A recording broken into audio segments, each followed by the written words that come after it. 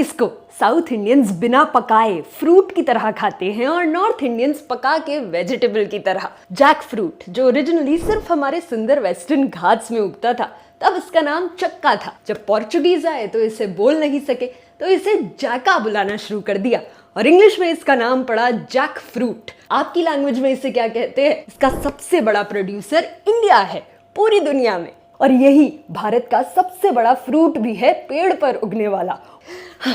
बहुत भारी है।